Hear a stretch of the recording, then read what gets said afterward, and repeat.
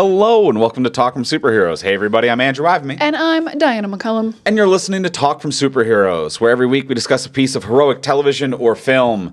And this week we are talking about the new season, part 1 of Stranger Things. I believe part 1 of 3. Part 1 of 3. 3 volumes. Season 5, episodes 1 to 4. Season 5.1. Yes. So the first 4. volume. 1 to 4. Volume 1. Is it volumes or parts? Volumes. I believe they are called volumes. Okay. Even though the last volume is just one episode, from what I understand. Yeah, a third volume that is 1, and a 1 volume that is 4, and a 2 volume that's 3. A standard practice. That's how shows work. So, season 5, episodes 1 to 4 of Stranger Things is what we're going to be discussing this week on the show. This is a new season. It just came out. New volume? A new volume. New volume? It already rolls off the tongue. It's new, is what we're saying. Brand new. It's brand new, and whenever we talk about a new TV show or movie, we like to give you a spoiler-free review. So in case you're on the fence about watching it, not sure if it's worth your time, or just want a taste of the episode, we'll give you a spoiler-free review right now, and then once you hear the theme music, we will be entering the spoiler-filled section. So let's start with the spoiler-free review. The usual, simple question: Stranger Things, Season 5, Volume 1, Episodes 1 through 4. Diana, did you like it? I liked it just fine, actually. I think I liked it better than last season. I think last season there was like one episode we loved, and the rest of the season we were like, boo. So this was a nice departure. There's a few things that I just like hate that they do, and they do it all the time. It seems more so this season. Like some characters are just mean. And, like, it's not fun. I'm like, this sucks. Everyone's just mean. And I don't like that at all. But then the season really does hit the ground running. They don't waste any time. They're like, we get right into it. There's no character development for good or bad, whatever you feel. It's like straight into the action, into the adventure, which I actually like. I don't want to waste time. I'm here to do magic and stuff and go to the Upside Down. And I really like when there's like shenanigans. A few times they like actually have like shenanigans and schemes, and they feel like the Goonies again. And that's when the show really shines. And I feel like they don't think that's when this show shines, but it really is. They're like, people like when Elle like moves things, and I'm like, I like schemes and shenanigans. I like when there's a plan that you were here work. for the shenanigans. I like when there's a plan that shouldn't work and it does. And I think there's some really great performances this season that are better than the writing is. And then like some people are fine, but some people are like, oh, you're really crushing it, and I want to see more of you. Which happens most seasons. A lot of these actors are actually like pretty good. There's too many cast members, but they actually managed to balance it out better than I expected. Everyone has a job to do and a clear like reason of being around, even though they're introducing more characters yet again. I guess technically not, but giving smaller characters bigger roles. Overall, it's a like so far. It's not a love by far, but I'm like, I don't mind watching this, and I really thought I was going to hate it. So this was a nice little surprise for Diana. I liked it just fine. Andrew, how do you feel about Stranger Things 5, Volume 1? Similar to you, I am shocked to say that it is adequate and fine. Just what Netflix wanted to hear. Yeah, right. I would say nothing for, at least for us, and I think some other fans are in the same boat. Nothing had less cultural goodwill than like this. This felt to me like if Game of Thrones had a 9th season, like where I'm just like, good or bad, you have no goodwill from me. You've overstayed your welcome. Sure. You've burned a few bridges. You've been monotonous and boring, and the writing's been atrocious, and I'm just not here for it. So I had very little faith and very abysmally low goodwill going into this. And I'm not sure if that helped or hurt, because like my expectations were so low that I'm like, oh my God, this is a functional show. There are some things here that really work. Its pacing is really good. It's very kinetic. It moves. And I think like last season did not move at all. Last season was just killing time. And that was one of the things where it was just like, oh, last season existed financially and for no other plot reason or anything like that. And like most of the actors were filmed separately. There weren't a lot of scenes together. Where like last season, it just felt like let's crap this out and make this money. These actors are expensive. We don't have any of them at the same time because they're expensive and they're busy. This season, immediately I was like, oh, you have all the actors in the same room sometimes. A lot of the times. Which I don't think I've seen in 8 years of this show. Since season 1, I don't think I've seen all of the actors coexist. And I know that that's a very low bar to be pleased by, but I was like, wow, you spent the money and the scheduling and figured out how to get all of them in the room at the same time. So that's fun. It's kinetic. There's movement. They're going places and doing things and not just killing time. And I'm like, oh, wow, you actually have a reason to exist. And that's kind of fun and exciting. There's some fun and exciting stuff here. We're like, yeah, it's peppy and I'm having a pretty good time.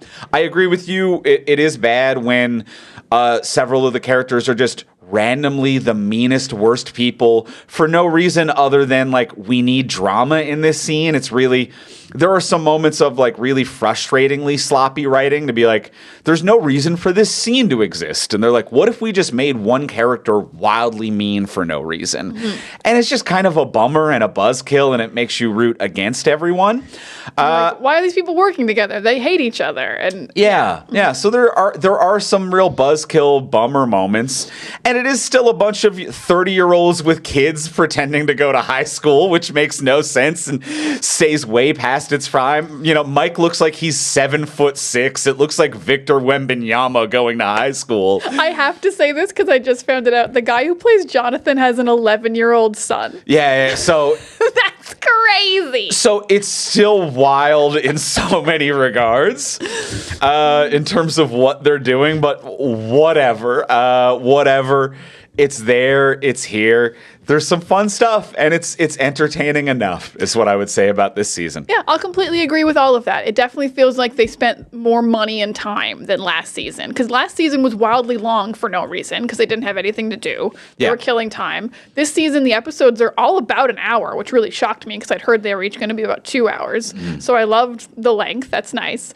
And yeah, you're right. It feels like they actually had everyone, and they spent the time and money, because famously, I don't know if listeners recall this last season, we couldn't get screeners. No one could because the VFX weren't done on release day. Yes. And that was crazy. They were updating the files like throughout the week after release. Yeah. And it didn't feel like that at all. No, it did not feel like this that. This felt like they like finished it and had written it. And scheduled everyone. Yeah, writing, scheduling, performance, everything. This feels complete. Yes, it does. And like, you know, I don't love it. I don't love it. But it's good and it's finished. And that's way more than I can say about the last 2 seasons of Stranger Things, which were just cash grabs that people did from bed. So this feels like everyone got out of bed and went to a trailer on the same day and waited for departments to finish preparing and went out and delivered a completed script. That's as good as I could ask for this season of Stranger Things. We're really grateful. It came out on Thanksgiving, and we were like, we're grateful for this season of Stranger Things not being a slog. Yeah, it wasn't a slog. It wasn't a slog. I wasn't dancing across the room, but it wasn't a slog. No, absolutely not a slog. We hardly paused it. Hardly paused it. You gotta pee sometimes. Sometimes you gotta pee, yeah. Whereas, last season I remember pausing to literally just pace around and kind of like work out. Yeah. And I think it says a lot as well that so few of the things from last season have any meaning for this one, which we'll get more into I'm sure like throughout the course of spoilers. But it's like last season they were in a Russian prison where they did street fights with a demigorg. None of that is relevant. Absolutely none of it is relevant. I liked seeing how little was relevant of last season because Netflix put out like official recaps.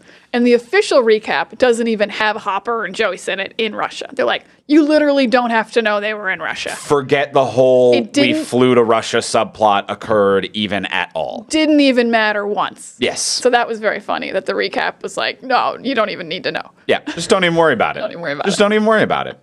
That will be our spoiler-free review. And now, and can it be spoiled, I guess? It can be spoiled. It can be spoiled. It can be hugely spoiled. Yeah. A couple twists. There are a couple big ones. There's at least 2 twists. A couple big ones. Yeah. Yeah.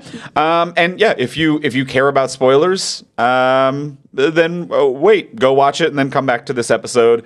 If you don't care about spoilers, Here we go. Here we go. Let's get into the spoiler-filled section, talking more about Stranger Things Season 5, Volume 1, Episodes 1 through 4. Rolls off the tongue.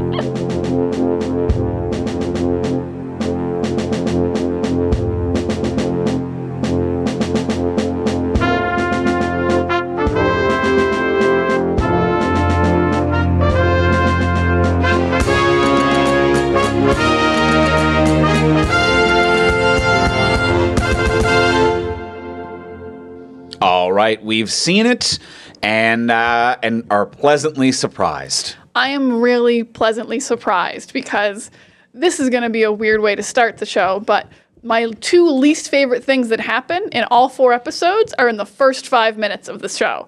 So I was like, wow, this is going to suck. Same. It really sets up like, oh, it's going to be so bad. It starts out truly miserable. True. I'm curious what your 2 things are, or more than 2, or what was your bad thing? I mean the de-aging Polar Express video game that is the first 10 minutes of this show is just truly miserable to look at. It is Uncanny Valley. It is Final Fantasy, the fantasy within CGI animated movie, Polar Express.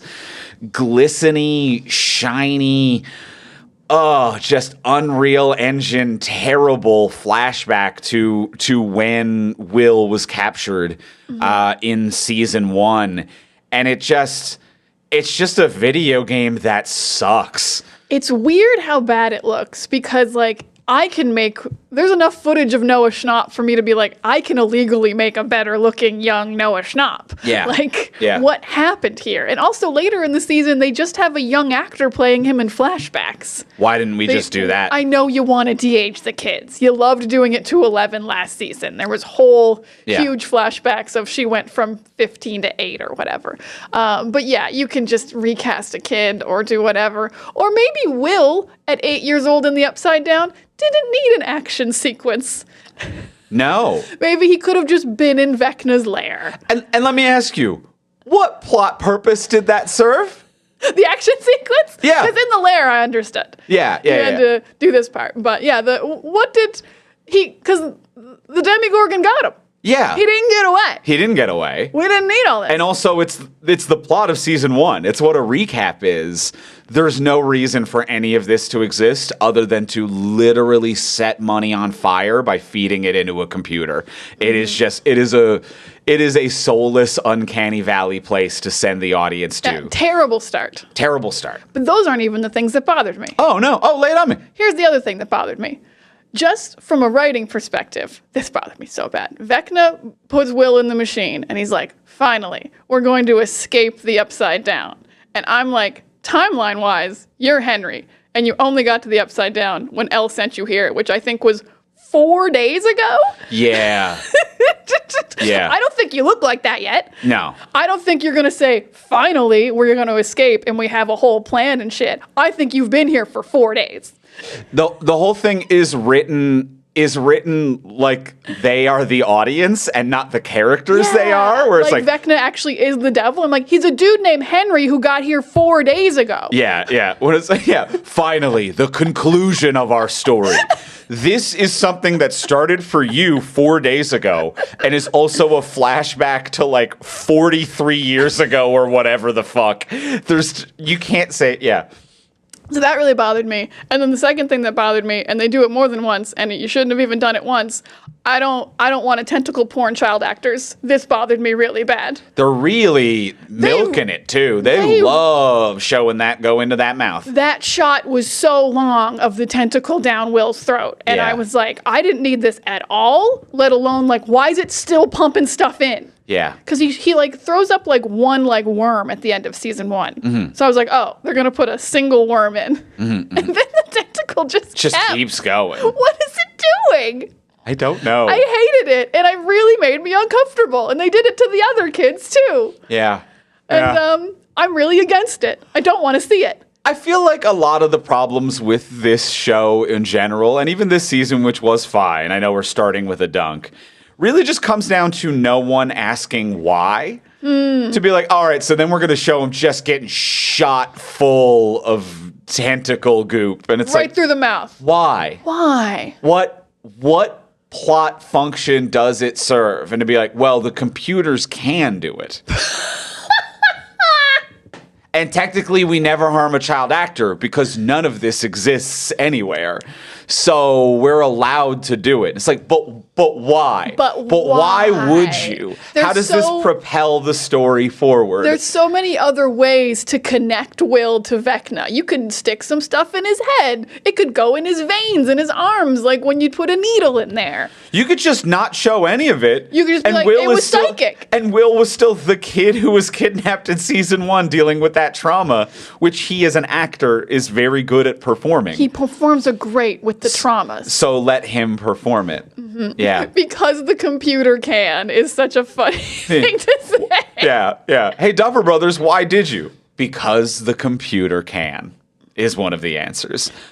So it starts out in this really shitty place. Three bad things. Yeah, right on top of each other. Where I'm like, my concerns in previous seasons were that nothing had purpose, everything was meaningless, and the actors aren't on camera. And it starts out, and it was rushed. And it starts out with, it's computers, there's no actual actors here, and none of this means anything. And then from that, it goes into the cast is united. Everyone is here. They actually have a chemistry again. They're playing off one another. We've got the radio broadcasts. We've got Steve is queuing you up. We've got fun goofs. We've got the team working together, training montages. It has a really fun kinetic energy about everything. The second that opening CGI segment was done, I'm like, oh, here we go. I'm remembering what fun is. Yeah, the energy is great once that first section is over. I really love, just as a plot device, them being quarantined in the city. I think that's so good. Yeah. I think that is so good that, we can't escape. So, if Vecna's coming for you, you can't just go to California again. I think that's so smart, and it's something the military would absolutely do. Mm-hmm. Just quarantine a whole town if some kind of weird dimensional portal had opened. So I totally believe it. So it's a great plot device, and you're right, the energy right off the top. I love Robin's broadcast. I think this was such a smart change for them, because obviously you're not going to work at a video store. It probably blew up when the ground exploded or whatever. Yeah. So I love her and Steve at the radio broadcast. She's really kinetic. He's doing great stuff in the background. It's probably the best plot summary they do of a scene where it's here's a bunch of plot things thrown at you right away. Yeah. Her doing it in the broadcast. It's really clean. It's really fast. It's peppy. Yep. Yeah. So then it immediately gets great. All of them living in the same house. Yes, all of them living in the same house brings a fun energy as well. That makes it very Goonies to me, of we're a community and we're all brought together. There are some moments like that where I'm like, it's amazing how, for as 80s, air quote 80s as this show is, sometimes it's 80s in the worst up its own ass, you told ChatGPT to create an image of the 80s kind of way, where it's just what if a kid had an arcade machine in his room and everyone's drinking Dr. Pepper and there's nothing but framed posters for movies that no one was into all of these movies simultaneously, and framing posters wasn't a thing. Maybe magazine cutouts. It's it is this completely imagined version of the 80s sometimes. But then there is stuff like there is the radio station, which has the energy of an 80s movie without being you know how the 80s was drinking a Dr. Pepper?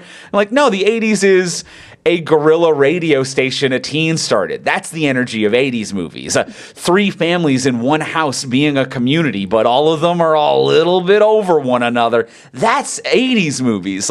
There are moments like that for this season where I'm holy fuck, you remembered what was fun about the 80s again, versus remembering what brands still exist now that existed then that can buy product placement about the 80s. Yeah, because to me, the fun of this show, as being set in the 80s, has always been using the technology they have. They don't have phones, they don't have internet or whatever. And it's always so fun seeing what they do with all we have are radios. And now we've really got a big radio. I'm oh, they've really expanded the radio aspect of what they have. And I just think that's a fun glow up for them of it's the technology isn't ridiculous. We just have a big radio station now. And I'm sure we're going to use that to fight Vecna later. Yeah. Because we had a race to the top, and that'll come back in the finale about we're going to run to the top and fix the radio station or something. And everything has been been about frequencies this season to be like, can we match frequencies? Certain frequencies hurt L, certain frequencies track the monsters, certain frequencies can find Vecna. Oh, yeah, they're Will just has gonna- a frequency that allows him to tune into the hive mind, and also the station gets interference at certain, so it's all going to be frequency based when it reaches a conclusion. But they've like built but I'm on it in board so for- yeah. nicely, and like they've established for the years that they've always done this. So yeah, it's a really nice like addition to the story, and it makes tons of sense, and I absolutely believe it. So yeah, I think they're doing a fun job with the setting. Yeah, I don't remember peanut butter boppers that they won't shut up about. I don't know what the fuck that is. What's going on with that? When they mention products, I'm like, fuck off. I don't right care off. about products. Fuck off with that. I understand that, like, you got to get paid, I guess, or you got to get paid a bunch of money, I guess. But See, I like when it's products that are like just the 80s, like that boombox that Vecna gives her in his mind. I'm like, Sure. I assume that was an actual real like boombox that little girls wanted, like Sure, a very yeah. specific one. Yeah. And they're not making any money off that. They're not making those anymore. You're not buying Tiffany cassettes. Yeah. Although Tiffany must be like running Like, just as here we fast go. as you can. Yes, thank you. She's getting that running up that hill money that Kate Bush got. getting that running up that hill money. Yeah, Just as a note, girls love songs about running. love running. Girls got to get away from Girls Vecna. got to get away from some problematic person in your lives. So there's songs about running all over the place. Because Holly and Max's songs are about running. Yep. So that'll be a fun montage later. It'll mix it up. We'll have a mashup maybe. There we the go. two songs, the two running songs. Of running around. Yeah. So yeah, I'm having fun. I will go back to the negatives of it really does bring me down when the characters are just wildly mean.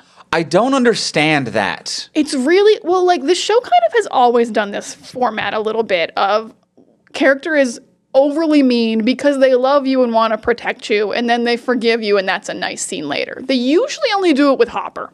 Hopper Yeah. does it like 8 times a season to Elle. He yells at her, and then he's like, I'm sorry I yelled at you. I just wanted to protect you because I love you. This season, they're doing it with like everyone. Steve and Jonathan and Dustin are all just miserable people. And Yeah. Steve's my favorite character. And I'm like, I hate you this season. Yeah, You're mean to everyone. And it's really bringing me down. Nancy's also wildly mean to people that don't deserve it. That doctor was right. You shouldn't have been in your mom's room. That That's a whole other discussion. But like, yeah, everyone is just wildly mean. And they do still have like the scene afterwards, usually, where they like forgive each other and explain it, except they don't. Like Dustin and Steve are still at each other's throats. yeah. And Jonathan and Nancy still suck. It's weird. I agree that this is a story that they've been doing for a while. And I think that they learned the wrong lessons. Season 1, Hopper was like that, but it was the seasonal arc. Where they're like, what if in season 1, from the first episode to the final episode, Hopper is about being that overprotective, kind of problematic figure due to the trauma that is in his past, but now he learns to kind of be open and accepting of love in his life. And that's the character arc. And it really does work. And they were like, that works. What if we did that with every character in every scene for the next 4 seasons? And that's what's really a bummer, is that like you can do that. Like that is something that you can kind of begrudgingly root for, to be like overprotective person who loves you. But you can't do it every scene. It makes everyone look like a problem because no one's learning, because everything is The Simpsons like resetting after every scene, where we have to then restart exactly where we were, and it makes it feel cartoonily mean versus real lived-in people. Yeah, it's mean and it's not supportive of each other. The plot can't move forward when you're doing it this way. I think the closest they come to it working is when Joyce just won't let Will go out on a mission. But she's not mean about it. She's like, let's just come up with a different plan. Will's not going anywhere. And that's the right angle to take on like protective mom who won't let her son go on a mission. Yes. Not this just like, no, instead of like, she doesn't like yell at him. She's not like, Will, sit down. I hate you. Don't you dare leave this house. Like that's what everyone else is doing. And Yeah. Joyce was just like, oh, maybe Jonathan could go and not Will. Well, And that's the right tactic. And I think that highlights that Winona Ryder is the best actor on the show. Because saying that, like, this is the same beats that Hopper's already been through, and this is the same beats that other characters have been through, it's boring writing. And good actors can make boring writing work once. Yes. You know what I mean? And No, I get what you're saying. They can find it. They can find something in it. They can find something in it. And I feel like it's like David Harbour is a good actor for that character and played it great once. And then the fourth time he gets it, he doesn't know how to do something different with it. And that's not necessarily your fault as a performer because you shouldn't have gotten the same beat 4 fucking times. But Winona Ryder is like, okay, in season 1, I did the super protective, Mike, sit down. I lost a child. I'm going to yell at you. I'm ready to snap.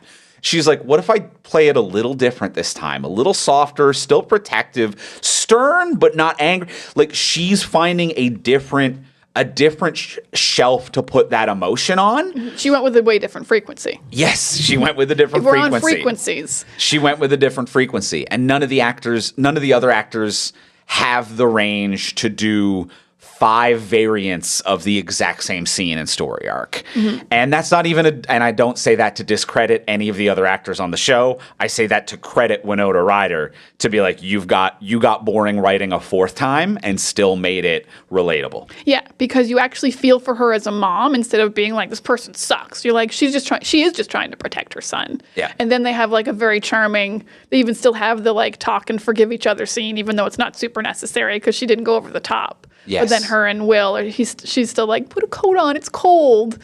But like, you could do that scene like a jerk. Yeah. And everyone else has chosen to, except Winona Ryder. She's really found the humanity of this beat for the 4th time. Yeah, she's great. She's actually my favorite actress in the show, by far, actor or actress. She's so good at playing a mom. Like, yeah. She reminds me of my mom of course. So much. Oh, yeah. Every single time she's, like, trying to help and, like, only knows, like, how the technology works about, like, one button of it. Yeah. It's so, like, I taught my mom how to use the remote. You only need these 3 buttons, Mom. Ignore the other buttons. So she's like, I'm on it. Every time and she's so proud of herself for knowing the 3 buttons. And you can see that every time she's using one of the walkies or anything in the radio station, she's just so carefully hitting the button like the way a mom does of like, don't want to break it. I don't want to break it. I'm going to break it if the flux capacitor is broken. Very cute. She's so cute, and she just nails the momness of not understanding the technology your children are using. Yeah, yeah. Mm-hmm. And that's really special to me. I love it a lot. Oh, that's nice. It just makes me feel nice. My mom still calls about tech stuff, and it's just... I remember one time my mom was cleaning my computer, and she thought she broke it because she hit the mouse and the screen came on. And she called me. Oh, bless her heart. Mother, I love you. Bless her heart. And I just feel like Joyce would do the same thing. Yeah, that's strong Joyce energy. Mm-hmm. Absolutely it is. So I agree with you. I think she's the best performer in the show, for sure. But there are other good performances here. Like I think Noah Schnapp as Will is doing a really good job as well. Because I think my 2 favorite scenes in these 4 episodes were both Will scenes. And granted, they were both the 2 best opportunities to perform scenes because they were the only ones where people were not regurgitating Netflix level exposition where they just kind of recapped all of the scenes up until now, which happens a lot in this season, in this series. But 2 scenes that Will has, it's the one, with his mom, with Winona Ryder, of the like, get your coat, Mom, I'm my own person, I'm powerful, like I can take care of myself, this and that. And then the scene that he has with Robin? With Robin. Yeah. Yeah, with Robin of talking about their sexuality and who they are, or the subtext of that. Those were the 2 best scenes. And they were the scenes that had nothing to do with monsters or exposition or like, we need to go get the flim flam and turn it to 47. And if we turn it to 47, then the buildings in the southwest will glibbity glop. There was no expository nonsense, just true emotional scenes, and he got 2 of them, and the only two non-expository scenes, and he's great in them. He's great in them. I would say he had 3 because I think he's got 2 really nice scenes with Robin. So Maya Hawke is also like just great Very this good. season. Oh my God, that one line she had about like, my mom says I always sound insincere, and I'm like, you're nailing that. That is what you sound like all the time. She's wildly good. She has such good energy. Because they have the scene in the hospital where he's like, how did you know that like she also liked you? And she's like, it started as a snowball and it became an avalanche. Mm-hmm. But then they have the second scene in the tunnels where she's like, I had to get over Tammy.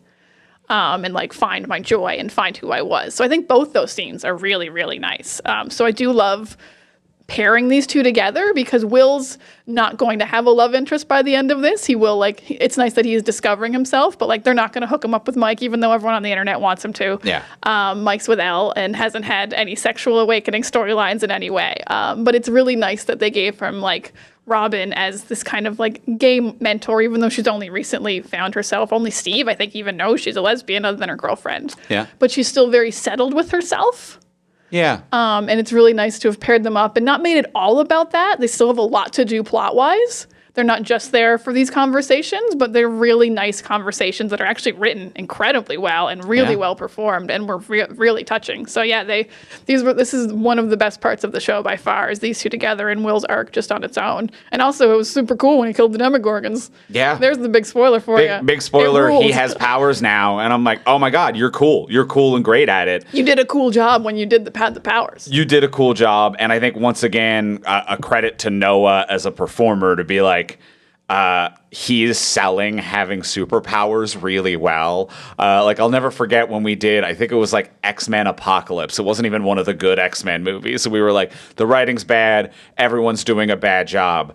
I think Michael Fassbender shit himself believing so hard that he could move metal with his mind. Every muscle was so tense. Mind, body, every bit of Michael Fassbender believes he can control metal. And there were moments there with Noah Schnapp where I'm like, holy fuck, he believes he has mental powers. He has mind, body, and spirit dedicated to it. So he did a really good job of that. He did a really good job. And everyone who saw it did a really good job of like believing that Will just did it. There's like really great like team shots after all the Demogorgons explode of like, whoa, everyone really sold it. Yeah. They like whoever described the CG that day did a really good job. Yeah. Yeah. And you know what? While we're on the CG, just great visual effects this season. It looks really good. Vecna, I think we mentioned that as one of the highlights last season. Vecna looks really good. Vecna looks cool. He looks really cool. He rips.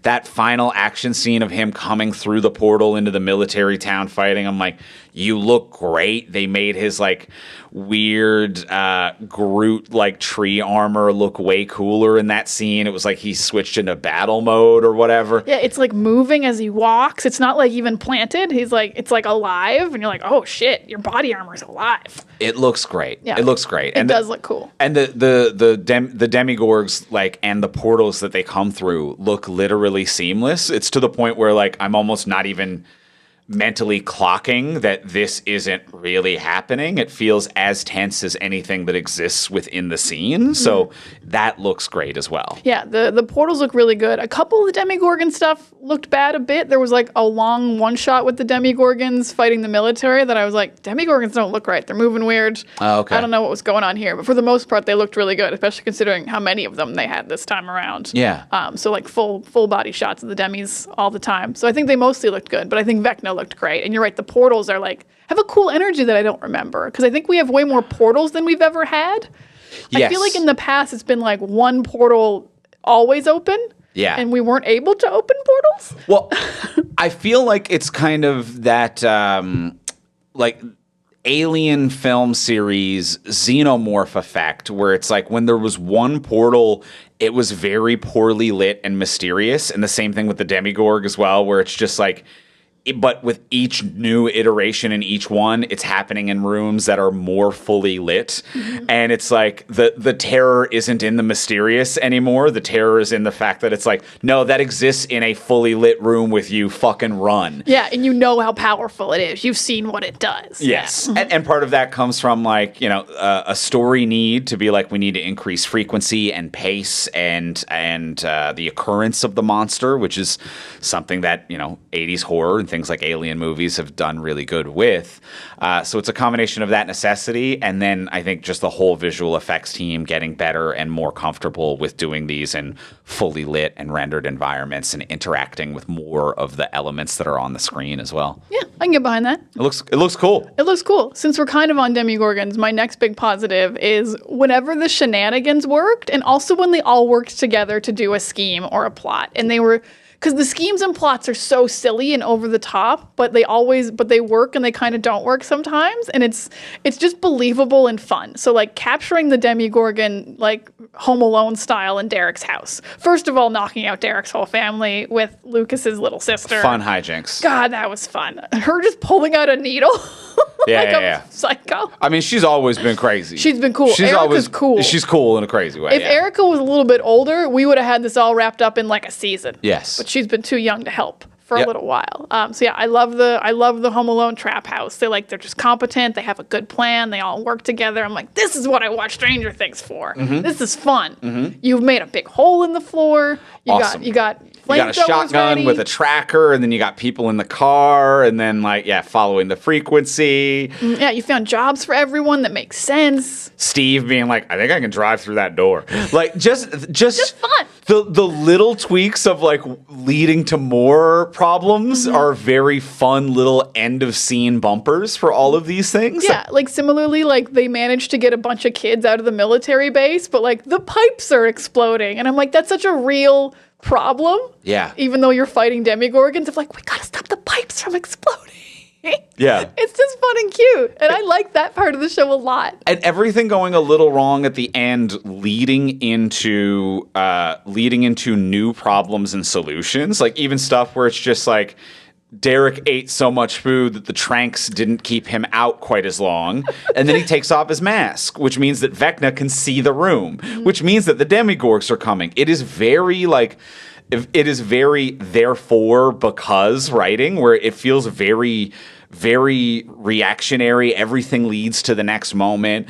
Derek then seeing the monsters, seeing them fight for him, and him being like, I'm part of the team now.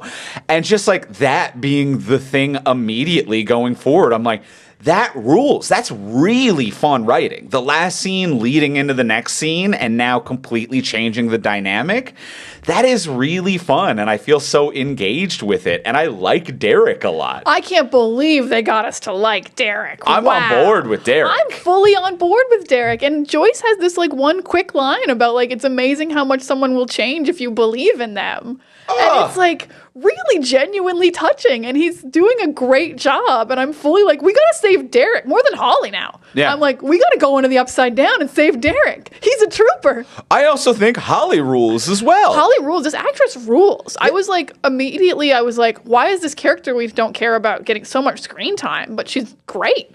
I think one of the other like sincere emotional scenes that happen is the one with the girl who plays Holly and Sadie Sink as Max as well. Like I think that in the cave or whatever, that's one of the other like they are laying exposition a bit, but it was a good performance back and forth.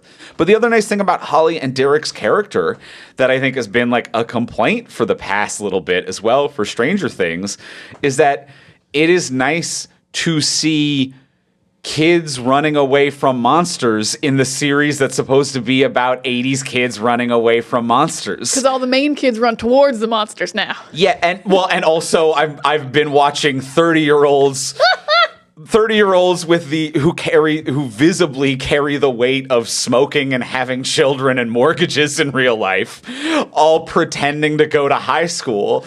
And now I've got two child actors, and it does reinvigorate the feeling of 80s kids monster movies, of suddenly I'm back in and I'm invested to be like, oh yes, right, the curiosity and fear of youth exists in these children and not these adults. Yeah, and even as a viewer, I'm more invested in like saving them.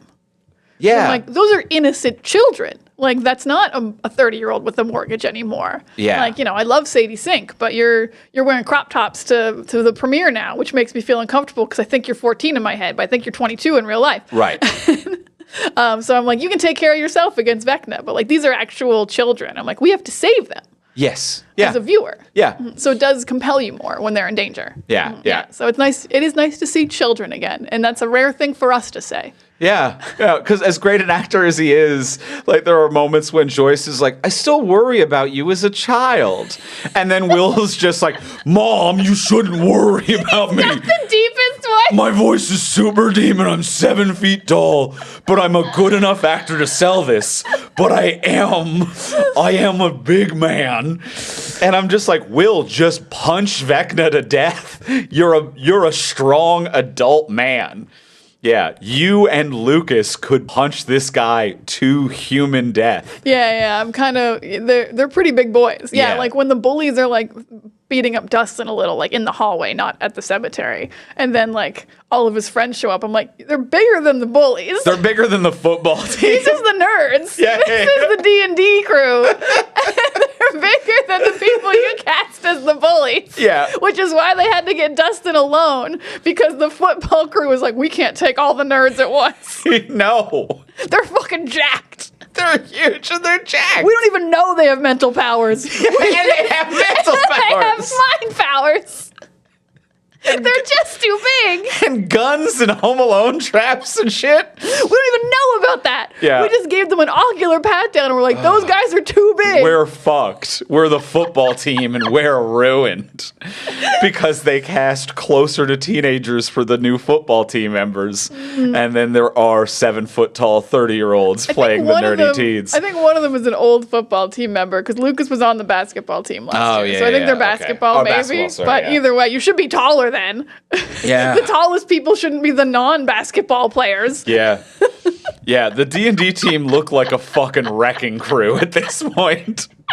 They are an absolute wrecking crew. They started the nerds are cool trend by just being the biggest guys at school. Yeah, absolutely. They tried to bring it back with like the bowl cut of like they're not cool. They're not cool. He's got bowl They have a bowl cut. Don't even worry But about he's also it. he killed 3 Demogorgons. He also. killed 3 Demi- and he's the and- best actor in the group. so. And he still looks tall and strong. he still despite still the bowl looks cut. He tall and overcame the strong. bowl cut. Yeah, he overcame the bowl cut, and he still looks tall and strong. Oh man, a couple more like quick negatives just from a writing perspective. Here's some bad writing that we were like just annoyed about. I will say the reveal that Mr. Whatsit is Vecna.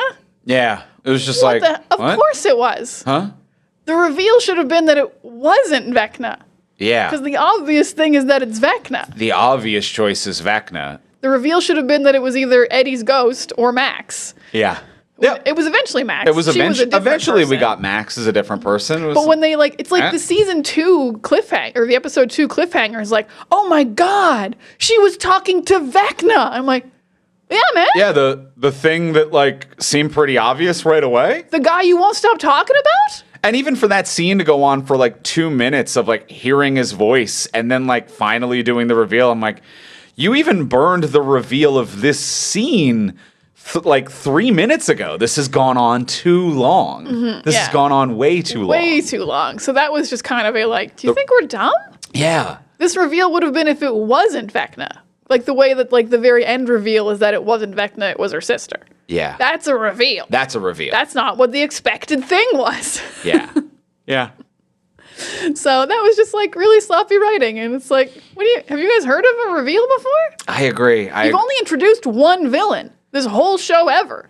It's And- one dude and he's got a bunch of henchmen who don't have thoughts. And there are like, it falls into the Netflix second screen problem of like, it does feel like executives being like, well, no one's actually looked up from their phones for 40 minutes. So you got to be sure that they know it's Vecna. And to be like, but we stared at the show and weren't on our phones. So within 3 minutes of episode 1, we were like, so it's Vecna. Vecna. And then we just kind of were like, well, I'm in it for the ride. I like the hijinks. We had a good time along the way. We were like, did you think I was on my phone? It does feel like they thought that I was on my phone. It does. I mean, I will say the other reveals were good. Max's reveal in the dreamscape was very good. That was a good one, That yes. was a really good build up. And like, they'd shown her in the hospital enough to be like, you should figure out this is Max. I'm like, you know what? I actually kind of didn't. That's on me. Yeah. Good reveal. And then who expected the sister at the end? What? Womp womp. I thought that was a whole gas season thing we of weren't like going to talk about that. the season when Millie Bobby Brown's parents did not let her film scenes with the other cast because they thought she was too big of a star to work with other actors. And so there was I went to New York plot line or whatever the fuck. I thought we were just retconning that whole thing. Yeah, because like now that girl's got to play like a big part, I assume, right? Like we'll have like 3 Yes. people with powers versus versus Vecna, but I don't remember a thing about her. Yeah. What? What? What? Like, I don't know what I wanted to be back there, either Eddie or actually Vecna, but not this. Not this. Not this. Anything but that. Anything but that. Yeah, that's a kind of a, like, it's a good thing you had 2 cliffhangers to end your volume at, which is like Will has powers and the sister. Yeah. Because, like, if you just had the sister, it would be like, Remember the thing none of you liked? we better give Will powers, let him blow up some Demogorgons real quick. Yes. Yep. Yep. So I'm glad they had one good cliffhanger. One good thing. Now, one thing we touched on earlier, but we haven't had a chance to dunk on, is after the parents get attacked, after Nancy and Mike's parents get attacked, after the Wheelers, and they're in the hospital, and they're like, we got to talk to our mom, and the doctor's just like, her larynx has been ripped out. She's recovering from surgery because she also had stomach wounds. Yeah. Her stomach and larynx have been ripped out. She is doped up. We just finished life-saving surgery. You're not allowed back there. And then, like, he does call her sweetheart, and she's like, well, he's sexist. And I'm like, but he is still right that her larynx was ripped out and she can't talk to you. He's also not letting your brother back there. Yeah. He is sexist, but he's also equal about not letting you back there. It was the mildest writing excuse to be like, it's okay, they ignore him. And to be like, no, it's not. No, it's not. Because even when she wakes up and sees them, she tries to talk. And I'm like, she has now ripped out Stitches. everything that they have done Fixed. to recompose her throat in every way. She is dead with...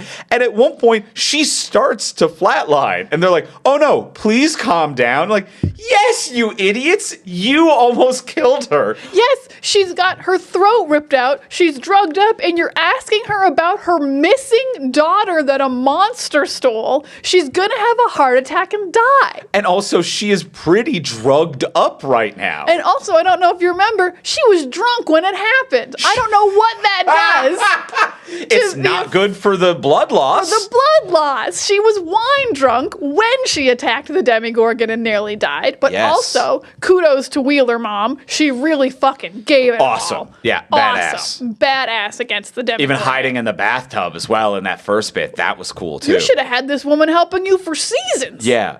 This woman turned into Arnold in The Predator just immediately.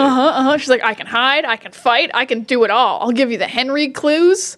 So yes, absolutely. Like, it could have been such a fun shenanigan. It's like when they go down to janitor and then they get like a dress a robe and they get like a Candy Striper outfit. I'm like, oh, cute shenanigans. You're Yeah. gonna sneak in. And that would have been cute if the doctor hadn't just told them they couldn't in such specific detail of why they can't. Yes. Yeah. If they were just like, we have to sneak past the receptionist. And also just a real miss because they almost killed their mother. Yes. And the information that they got was that the thing that we knew was Vecna. And I think also as viewers of us being like, you mean like you're trying to find out who Vecna is? He's Vecna. He's Henry. He's Vecna. We know. He's like the dude that you've been mad at for a season. Like, You've brought him up every minute of this season so far. He's literally the only threat you guys have. It's probably the one thing that you're fighting. So it felt very silly in that regard. Yeah, very silly. Don't almost kill your mom for information like that. No, let anyone rest after major surgery. Because also, you know who knew the same information, I think? The teacher. The teacher. Because, like, the mom is talking to the teacher when Oh, yeah, they when just could Holly's have in went the and hall. talked to the teacher. Hey, can you tell us about Holly's visible friend? Yeah. What did she say his name was? Oh, Henry. Oh, it's the guy the audience thinks it is. And we didn't nearly kill our mom. Bye. Bye. So many other options. So many other options. Oh, it does bring me to like another slight positive, negative. Sorry, negative. It's going to be a negative. And it kind of goes along with like there's just like writing negatives. Like we talked about how everyone was mean, and then like we're 5 seasons in, and there's still a lot of scenes where someone comes up with a wild theory, and everyone's like, "That's crazy. It doesn't make any sense." And I'm like, we're 5 seasons in. We got to just believe each other right off the bat now. We've got to believe everyone. Like when Will, no, not Will. Yeah. Mike? Mike, yeah. Mike is like, what if Mr. What's-It was real? And Nancy's like, that's fucking dumb. She's not supportive in any way. And he has to talk her into it. And I'm like, we should just believe everyone right off the bat now. Absolutely. The only time I think they believe anyone is because Will is like, I saw things in a vision. Everyone's like, he does have those. Yeah. And it seemed, and that felt nice. like, we and believe good. Will. And then it felt like a community, and like we're a team, and we believe each other, and we're gonna build a plan based off what Will saw in his visions. Yeah. And that's cool. And everyone else, whenever they have like a weird thought or idea, they're like, no, you can't put the transmitter there. No, you can't go through the doorway with your car. And it's like, can we just support each other a little bit, please? Yeah. It would feel nice. Yeah, I Yeah. agree with that. So- I'm going to say even with characters outside of the main cast, even when the Demigorg comes for Holly and she runs to her mom's like, "There's a monster in my room," and the mom is just like, "Oh, monsters aren't real. There's no problem in your room." And I'm like, you are currently in a biological quarantined town due to some kind of spores releasing from the earth as the entire earth opened up and they had to metal over the hole that leads into hell. And you're still just like, Holly, go to bed. Like, everyone in this town should be down for any fucking wild theory. Everyone in this town should have a gun and be on edge at all times. Yes. And be like, what What? the fuck? What was the fire in the ground? What's the military doing here? What was all of this? What was all of this? Yeah, They should kids have believe each gone other. missing. Kids have been murdered. Yeah. And then I think my third thing is the thing we've touched on, which is just every scene is just explaining things for so long. For so long. There's a lot of scenes that are explaining things. You actually talked about how like the Max and Holly scene was nice, and I was like, this is dreadful. Because Max is just giving this long explanation of like what she's been through and how long she's been there. And I'm like, okay, it's got like 8 layers to it. And then Holly's like, oh, it's like this thing in Wrinkle in Time. And then she explains the plot of Wrinkle in Time, and I wanted to tear my hair out. Because Max is already explaining a complicated thing, and I haven't read A Wrinkle in Time, so this isn't helping me having a second plot Yeah. of a second thing being introduced. Yeah. And that was the worst example, but there's just a lot of explaining plot happening in this show. It's the Netflix thing, as you said, it's the second screen. Yeah. But it's just like, I thought we were better than this. You're like the prestige show. You have to assume people are actively watching Stranger Things. I think the Holly Max one I let go because it was bad writing, but they were performing the shit out of it. They were rocking the shit out of it acting-wise. There was one in the basement of the radio station when it was just like, I gotta post a clip of this online. It is just 2 straight minutes of frenetic listing things. And just like really going back and forth of listing the plot of every season and also the episode you're currently watching. Which is rough writing. But I think part of the reason why this season has felt so fun is that it's filmed in a way that's energetic. They do like really like It's much better edited. It's much better filmed. The just like the lighting, the set, the environment. It's much more interesting to look at, even when I'm like, oh, you're just listing things, assuming that I've been on my phone for the past hour. But I'm like, it's well edited and it moves at a good clip. And everyone's giving a good performance, and it looks pretty good. And then there are times where it's like you've actually they're listing stuff, but I'm like, you're in a car that's moving while someone's like, while Jonathan's in the back seat turning a crank, and then the camera pans up to the thing moving on the top, and I'm like, there's a very comic book kind of like selling of momentum and energy that I really get on board with, and it just keeps me very engaged with the whole thing, even when the writing is subpar Netflix stuff. yeah, I'll totally agree. Yeah, frenetic in a way that isn't, because sometimes things are frenetic and you're like, I can't watch this. It's not chaotic. It's not chaotic. It's not It's chaotic. just energized. It's like we make sure things are always moving. We're cutting a lot, but not too much. Not like music video, kind of like too frenetic. Yeah. It's watchable. Yeah. Yeah, no, they do a good job. Yeah, so the editing wise, they're doing a great job with this bad dialogue. Yeah, absolutely they are. Yeah. Well, I'm feeling pretty good on this conversation about Stranger Things. How you feeling? I'm feeling pretty good. I think one final thoughts? final quick thought is I don't know what they're doing with Jonathan and Nancy and Steve. This is miserable.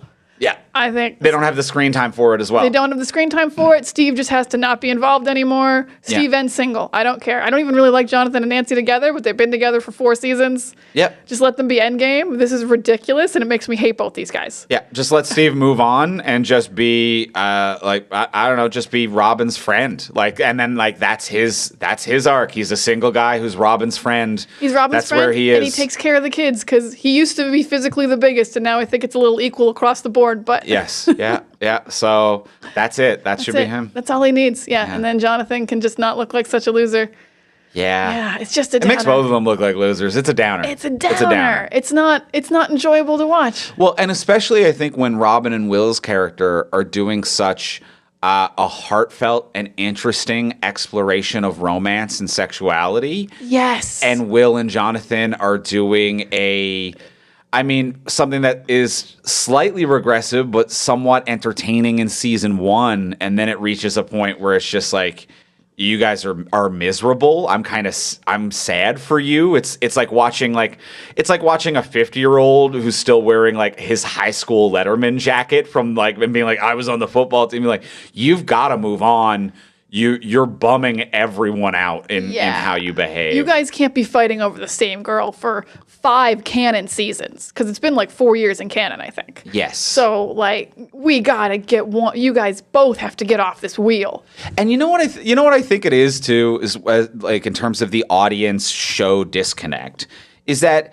Yeah, maybe it's been a year or two in Showtime because these kids are still in school. I think from like the years they showed during the flashback, it's been 4 years because they had a year when they had a year on screen when Will was like captured. So I think like even though the air quote children are visibly adults and they're like, we've got to go to school, and I'm like, you got to go to work is where you got to go.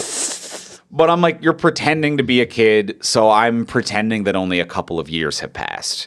With Nancy and Jonathan and Steve, I'm like, I feel like I've been watching you for 18 fucking years and I'm tired of it. Like you started as pretty much young adults and you're adults. Whereas like I have the suspension of disbelief that it's like when we're talking about Mike and Elle, I'm like, you're kids and you're kids who've been through trauma. So it's like we can deal with a bit of stunted growth. But yeah, you don't give that same suspension of disbelief to 3 adult actors who've always played adult actors. Yeah, I mean, Steve's on his 3rd job. Yeah. Like, if you've had 3 jobs, you shouldn't still be on the same girl. Yeah. Yeah. So, yeah, it's a bummer. And I had to get at that. I think this is a bummer, and I don't know where they're going with it. I don't know why it's there. It doesn't deserve any screen time. No, it doesn't. It doesn't, but Joe Carey, bless you. Bless you. I love that guy. I've been really into your music lately. Quite good. He's so fun. He's really fun. His music's fun. I like him at everything. Yeah. Well, let's go into the close. Let's ask the final question of what would you change? So now that we have discussed everything we have discussed, what would you change about this if you could change anything? Before we do ask that final question, we'll remind you as we do every week, please take a moment to rate, review, and subscribe on Apple Podcasts, Spotify, Podcast Addict, YouTube, or wherever it is that you get your podcasts. Any kind of engagement at all, it helps us move up the charts. It gets us recommended to new listeners. And when new listeners find us, often they do check the comments or reviews. And if you have nice words there, it's more likely that new people will stick around, which is how we grow and expand and hopefully be successful. We'd love to be successful, so send us your nice words for our success. Yeah. That would be nice. Yeah, that would be swell. It would be swell. People would be like, these guys sound like they rule. That would be nice. That would be nice. And as well, that's a free way to support the show. If you do want to support the show monetarily, you can do that over on our Patreon page. Patreon is a monthly subscription service or a yearly subscription service if you'd rather do yearly and get a month for free, where you can subscribe at whatever level is in your budget and get cool bonuses for doing so. You can get things like our texts a day early, our webcomic a day early. You can get at the $3 level, you can get these episodes early and ad-free as well, so you don't have to listen to any of the ads. If you don't like the ads, get rid of them for $3. That's how little money the ads on this show make us, is that for $3 we'll take them out. We will obliterate them and send them into the upside down. It's also fun to get these episodes early. We reviewed this episode. Yeah. We reviewed Stranger Things as soon as it came out, but they can't come out till Monday if you're not a Patreon. So. That's right. So head on over there, and as well at the $10 level, you get an exclusive bonus episode of this podcast every single month. This month we did the new Frankenstein, which we both liked. I absolutely loved, but it's a very fun and interesting episode. Yeah, it's a great time. And yeah, there's episodes about a bunch of things. This isn't a great sentence about all the stuff we have on the backlog, but they're over there at patreon.com/FromSuperheroes. Check out all of the options at patreon.com, patreon.com/FromSuperheroes. And thank you to all of our current and future patrons. And now let's go into the close. Let's ask the final question. Diana, now that we've discussed everything. What would you change about this if you could change anything? My changes are pretty basic because as much as there was things we dunked on, I actually think the structure really works of how fast it's moving, how everyone gets something to do. So I think structurally this season's actually really good. So I'm really just going to like remove a bunch of things. I'm going to take out how mean everyone is. That doesn't work at all. It's really a bummer. It's a downer. I hate it. I'm going to take out a couple expositions because I don't believe in second screening. So it's really just like a big X is going through a lot of dialogue. We're going to each episode's down to like 45 minutes when I'm done with it. I'm taking out a bunch of stuff. And then I'm actually going to like put in a new cliffhanger. I think there's not really a lot of purpose of Max and Holly like having a long conversation and having this big, like it doesn't go anywhere. Holly gets sent back home and there's no payoff yet in this volume. So I would say I would have a three cliffhanger structure of Elle's sister, Will has powers, Max is in the dreamscape. I don't think we need to talk to her. Yes, I think it can just be a reveal that she's in there, and then like we don't need any of this conversation that's happened in this volume. Interesting. Because it's killing time for no reason. It doesn't go anywhere in this volume. And it slows down this very exciting final episode. Yeah, so I think we can start volume 2, Max Holly. So I'm pushing all of her stuff back of like, there's 3 reveals at the end of this volume, and Max is one of them. That rules. Oh, thank you so much. I like that a lot. Yeah, so like we're going to just cut out some time. She's still going to get to do as much stuff as she was going to do. Yeah. But we're going to cut all that out and put it in volume 2. If there's no payoff now, there's no reason to have it now. So that's my biggest change is the Max stuff. I think like as much as I like Max and I want to see her back in the show, you can push it into volume 2. That's very cool. I like that a lot. I think that really does. That really nails that final episode. Then, if it really makes it exciting to come back and see where they go afterwards. If you do that, yeah. Then there's 3 different like kind of cliffhangers that have happened that are all like kind of, you know, you could choose your favorite, or maybe one of them doesn't work, like Elle's sister, and then it's like, oh, that's 2 good cliffhangers though. Max and Will has powers. Yeah. So that's my big change. Andrew, what would you change? That's cool. That's just cool. I think my big change is. I think that this is a waste of Linda Hamilton. It is a waste of Linda Hamilton. And I don't know why. I don't know why they've done this. It is, why did you do this to my Linda Hamilton? I don't understand. It wasn't even the computer this time. It wasn't even the computer. There was no de-aging or anything. I think she needs to have a more active role or just like, don't use her, frankly, because like the villain of this is Vecna. She is just any army person and doesn't really have any scenes. Like the scenes that she have aren't of interest. It's the other army people who are involved in the plot kind of repeating things to her. Nothing really goes on. Yeah, she doesn't have like any menace motivation. She's not trying to do anything other than capture Elle, which the military has been trying to do for 5 seasons. Yes. Yeah. So I think that is my biggest thing here is that this is, and I understand that the show has a history of like wanting to have guest stars from the 80s properties that influence the thing that it is. They want to have Paul Reiser from Aliens. They want to have Sean Astin from The Goonies. They want to have these people from the thrillers and things that influence what the show is. And this is another nod and homage to that. But Paul Reiser and Sean Astin's characters were actually useful and plot relevant and drove things forward. So I think my thing would be if we were to rework the Linda Hamilton character, I think that she shouldn't be just the scientist. She should be in charge of everything. Like it should be like she's in charge of the scientists at the base, but she is also the soldier who is out there commanding everything as well. Like she should be playing the role of the general, of the like, I am immediately engaging with the front lines and also ordering experiments back at the base. I am badass military general Linda Hamilton. I am someone who is equally respected by the troops and feared by the scientists. Like I need to be the be all end all, not someone who's just always seated while generals explain the plot to her. She was seated a lot, and that bothered me, and I completely agree with everything you're saying. Also, she's like a military person, right? Because they keep calling her doctor, and your military title is supposed to be above your doctorate title. Right. You're not supposed to be called doctor if you're a doctor in the military. Yeah. You're supposed to be called by your rank. So I was like, is this disrespectful right now? Or is she in charge? Yes. Yeah. her always being seated made her kind of like look weak in the framing, especially when the other characters are standing. You can have seated characters, but then the other character needs to be seated as well. It needs to. I also caught that. It needs to feel like they're going into her office, but instead it's an open bullpen where she's seated and they're standing. So it's the wrong set. It's the wrong vibes. It just makes her look very kind of weak and insignificant throughout this season. And I think that that's the complete wrong use of her. I completely agree. Yeah, no, a character like her is supposed to be like, I'm on level 3 looking out the window over everything. Yes. That's how you do, like, I'm in charge and I just stare out the window and you tell me things and I'm like, grr. Yeah. Yeah. So yeah, I agree. Yeah, she's got the least character of any of these, like, 80s cameos. Yeah. Yeah. So just A waste. a waste. A waste of her, and I would repair that. Well, that is going to be it for this week on the podcast. I think we fixed it. We've talked about Stranger Things, Season 5, Volume 1, Episodes 1 through 4. It rolls off the tongue. Next week on the podcast, we are going to be back, and we are building up to the release of the new Avatar film. So we're taking a look at some James Cameron joints. We're going to be looking at True Lies. Exactly the same as Avatar. Everyone talks about it. Everyone talks about it. But I'm very excited to talk about True Lies. Very excited to talk about True Lies. So we'll be talking about James Cameron's True Lies next week on the podcast. In the meantime, if you want to get a hold of us, you can find me most places. I am at Ivimey, Ivimey. You can find me at Words of Diana. And you can find both of us at From Superheroes. And check out everything we create over at FromSuperheroes.com. And we'll talk to y'all next week. Bye.